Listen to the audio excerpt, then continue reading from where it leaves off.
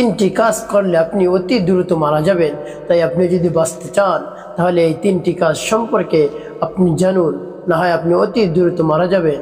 সম্মানিত আমার মা ও বোনেরা, আমার মুসলিম ভাইয়েরা, সকলেই চায় সে অনেক দিন বেঁচে থাকুক, অনেক দিন হায়াত পাক, দুনিয়াতে অনেক দিন বাঁচতে চায়। তাই আপনি যদি দুনিয়াতে অনেক দিন বাঁচতে চান তাহলে এই তিনটি কাজ থেকে আপনাকে অবশ্যই বিরত থাকতে হবে, অন্যথায় আপনি অতি দ্রুত মারা যাবেন। দুনিয়াতে কোনো মানুষ আপনি এমন খুঁজে পাবেন না যিনি অতি দ্রুত মৃত্যুবরণ করতে চান, অতি দ্রুত এই দুনিয়া থেকে চলে যেতে চান, এরকম মানুষ আপনি খুঁজে পাবেন না। এই জন্য আপনি যদি হায়াত বৃদ্ধি করতে চান, বেশি দিন বাঁচতে চান, তাহলে এই তিনটি কাজ থেকে আপনি অবশ্যই বিরত থাকুন। সেই তিনটি কাজ কি আমি আপনাদেরকে বলে দিচ্ছি। এর মধ্যে এক নম্বরটি হলো, কেউ যদি জিনা করে তাহলে সে অতি দ্রুত মারা যায়। আল্লাহ রাব্বুল আলামিন জিনা সম্পর্কে বলেন, ওয়ালা তাকরাবুজ জিনা ইন্নাহু কানা ফাহিশা। আল্লাহ রাব্বুল আলামিন বলেন, তোমরা জিনার আশেপাশেও যেও না, এটা হলো মারাত্মক গুনাহ। আল্লাহ রাব্বুল আলামিন বলেন, তুমি যদি জিনা করো তাহলে জিনার দুনিয়ার শাস্তি হলো মৃত্যুদণ্ড। এই জিনার আশেপাশেও তুমি যেও না, তাহলে মারাত্মক বিপদে তুমি পড়ে যাবে, দুনিয়াতেও ক্ষতিগ্রস্ত হবে, আখিরাতেও ক্ষতিগ্রস্ত হবে। এই জন্য এই জিনার আশেপাশেও যাওয়া যাবে না। এই জন্য এই জিনা থেকে আপনাকে আমাকে অবশ্যই বিরত থাকতে হবে। আল্লাহ রাব্বুল আলামিনের কাছে বেশি বেশি পানা চাইতে হবে, হে আল্লাহ এই জিনার গুনাহ থেকে, এই মারাত্মক অপরাধ থেকে আমাকে বাঁচিয়ে রাখুন, আমাকে হেফাজত করুন, অন্যথায় আমি এই গুনার মধ্যে পড়ে যাব। এই জন্য বেশি বেশি আল্লাহ রাব্বুল আলামিনের কাছে পানা চাইতে হবে। অবশ্যই অবশ্যই আল্লাহ রাব্বুল আলামিন এই জিনার মতো গুনাহ থেকে, জিনার মতো মারাত্মক গুনাহ থেকে আপনাকে হেফাজত করবেন, আপনাকে মুক্ত রাখবেন। আপনি জিনার আশেপাশেও যাবেন না, তাহলে দুনিয়ার জীবন আপনার বিনষ্ট হবে, আখিরাতের জীবনও বিনষ্ট হবে। আপনার আখিরাতের জীবনে সব ধরনের সুখ শান্তি চলে যাবে, আপনার পরিণত হবে জাহান্নাম, এবং দুনিয়াতে আপনি অতি দ্রুত আপনি মারা যাবেন।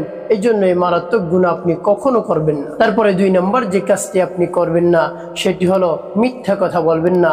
মিথ্যা কথা বললে আপনি অতি দ্রুত মারা যাবেন। আপনি দুনিয়াতে যতদিন বেঁচে থাকবেন ততদিন আপনার শুধু বেঁচে থাকাই হবে, কোনো ধরনের বরকত পাবেন না, রহমত পাবেন না, কোনো ধরনের আল্লাহ রাব্বুল আলামিনের থেকে রহম আপনার উপর আসবেন না। তার কারণ আপনি এই গুনার মধ্যে জর্জরিত হয়ে গিয়েছেন। সেই গুনাহটি হলো মিথ্যা কথা বলা। মিথ্যা কথা যদি আপনি বলেন তাহলে আল্লাহ রাব্বুল আলামিন আপনার থেকে সব ধরনের বরকত, রহমত উঠিয়ে নেন এবং অতি দ্রুত আপনি মারা যাবেন। এখন তো মিথ্যা কথা বলা ডাল ভাত হয়ে গিয়েছে। দেখুন, মোবাইলের মধ্যে আমরা শুধু শুধু মিথ্যা কথা বলি। আমাদের সাথে যদি কেউ মোবাইলে কথা বলে যে তুমি কোথায় আছো, তো যেখানে আছে সেখানে না বলে অন্য জায়গার কথা বলে।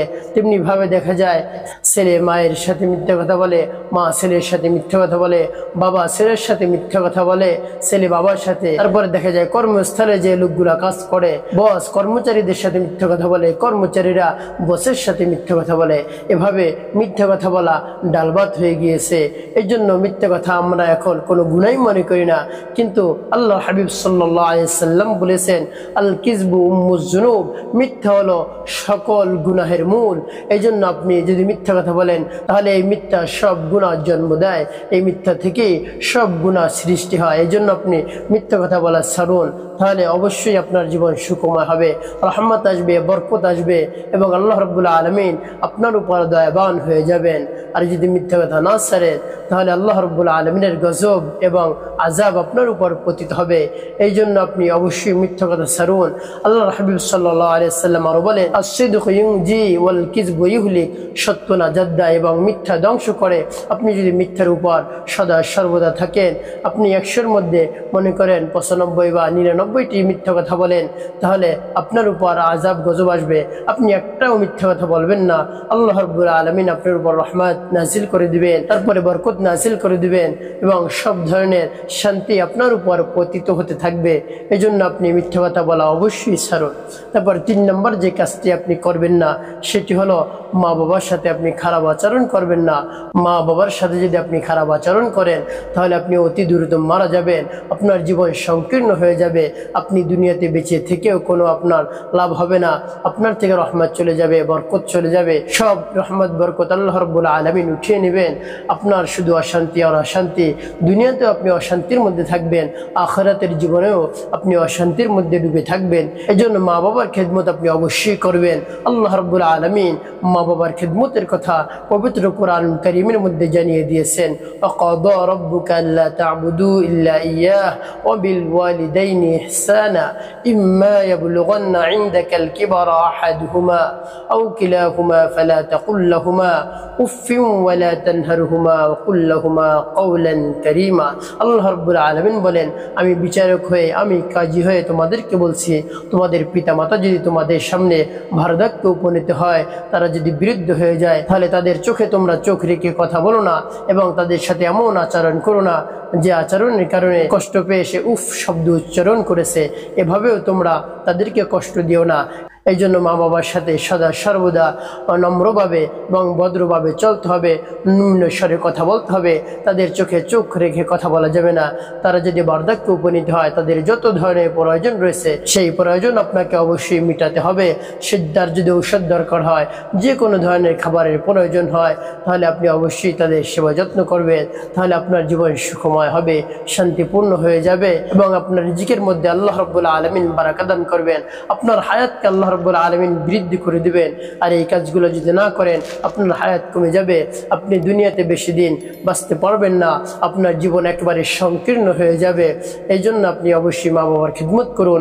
এবং আল্লাহ রাব্বুল আলামিন বলেন, তারা যদি মারা যায় তারপর তাদের জন্য তোমরা বেশি বেশি দোয়া করো। আমি তোমাদেরকে দোয়া শিখিয়ে দিলাম, এই দোয়া পাঠ করো, রব্বিরহামহুমা কামা রব্বায়ানি সগীরা, রব্বিরহামহুমা কামা রব্বায়ানি সগীরা। আল্লাহ রাব্বুল আলামিন বলেন, পিতামাতার জন্য এই দোয়া তোমরা বেশি বেশি পাঠ করো, তাহলে তাদেরকে তাদের সব ধরনের গুনাহ খাতা আমি মাফ করে দিয়ে তাদেরকে মুক্তি দান করে দেই। এজন্য সন্তান যখন পিতামাতার জন্য এই দোয়া করবে, তখন আল্লাহ রাব্বুল আলামিন পিতামাতাদেরকে মাফ করে দেন এবং তাদের জন্য জান্নাতের সেই নাজ নিয়ামতের ব্যবস্থা করে দেন। সুবহানাল্লাহি ওয়া বিহামদি। মাতা পিতার জন্য আপনি বেশি বেশি দোয়া করুন, তাহলে মাতা পিতাও যেমনি ভাবে আপনার দোয়া পায়, ওখানে কবর জগতে বসেও আপনার পিতামাতা, আপনার আওলাদ, আপনার আত্মীয় স্বজন যারা রয়েছে তারাও আপনার জন্য দোয়া করতে থাকে। আর সেই দোয়ার বরকতে আপনার জীবন সুখময় হয়ে যাবে, আপনি কোটিপতি হয়ে যাবেন, আপনার অঢেল সম্পদের মালিক আল্লাহ রাব্বুল আলামিন আপনাকে বানিয়ে দিবেন। এই জন্য আপনি দুনিয়াতেও শান্তিতে থাকতে পারবেন এবং আখিরাতেও আপনাকে আল্লাহ রাব্বুল আলামিন শান্তির ব্যবস্থা করে দিবেন। তো সম্মানিত আমার মা বোনেরা, আমার মুসলিম ভাইয়েরা, এই তিনটি কাজ থেকে আপনি অবশ্যই বিরত থাকুন। তো প্রিয় ভাই বোনেরা, এই তিনটি কাজ করা থেকে আপনি অবশ্যই বিরত থাকুন। 1 নম্বর, জিনা কখনো করবেন না। 2 নম্বর, মিথ্যা কথা আপনি কখনো বলবেন না। 3 নম্বর, মা বাবার অবাধ্য হবেন না, মা বাবার বাধ্যগত সন্তান হবেন। মা বাবার খেদমত আপনি অবশ্যই করবেন। আল্লাহ রাব্বুল আলামিন আদেশ প্রদান করেছে, এই কাজ আপনাকে আমাকে অবশ্যই করতে হবে। আল্লাহ রাব্বুল আলামিন মাতা পিতার খেদমত করে জান্নাত অর্জন করার তৌফিক দান করুন। আমিন। ওয়া মা তাওফীক ইল্লা বিল্লাহ।